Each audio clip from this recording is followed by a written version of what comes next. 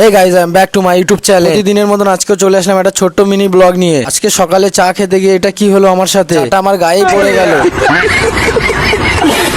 তারপরে ফাইনালি কাজের দিকে রওনা দিলাম। তোমরা দেখতেই পাচ্ছ এই রাস্তা দিয়ে আমি প্রত্যেকদিন যাই, কিছুটা দূরেই দাদার বাড়ি। ফাইনালি আমরা কাজে চলে আসলাম, দেখতেই পাচ্ছ সবাই কাজ করছে। দেরি না করে নেটটা বের করে গুনতে লেগে গেলাম। এই সাইড থেকে এই কর্নার কিক থেকে দাঁড়া, আগে কথাটা শুনবি, আগে কথাটা শুনবি। এই কর্নারে ফাউল হয়েছে, সেটা ওই কর্নারে গিয়ে গোল করছে। তারপরে ফাউলটা কি করে হয় বল এবার। ফাউলটা তখন ক্যামেরাটা কি বল, ওখানে ক্যামেরাম্যানের মানে ক্যামেরাটা দেখেছে যে কি ফাউল ক্যামেরা? হয়েছে কিনা। ক্যামেরাটা দেখেছে কে? কে দেখেছে?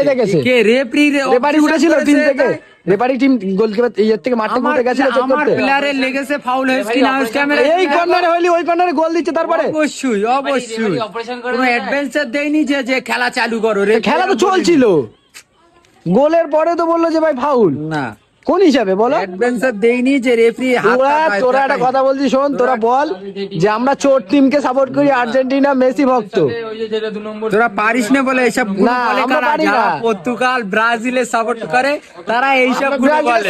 আমরা মানছি, কিন্তু তাই বলে এইটা না আমরা যে চুরি করে কোনোদিন জিতিনি। আর্জেন্টিনার উপরে হিংসা করে যারা, তারা কোনোদিন আমরা কোনোদিন হিংসা করি না, কিন্তু চুরি করলে তো হিংসা করে করবো। একটাই তো আছে পাঁচটা ট্রফি আছে স্টার। আমরা তো বলিনি, আমরা এই দেখো আমাদের তিনটে আছে আর একটা নেবো চারটে। তো চুরি করে তো, তারপরে 4 বছর পরে চুরি করে এরা চুরি করে নেবে কাপ, এরা চুরি করে নেবে, এরা কোনোদিন জিততে পারে না। চুরি করে চিটিংবাজি করে রেফারিকে কিনে তারপরে এরা চালায়। তোর টাকা নেই, তাই তোর টাকা নেই। চলো আজকে রাত্রি দেখি কি হয়, চোর টিমটা কিভাবে জেতে তোমাদেরকে দেখাচ্ছি।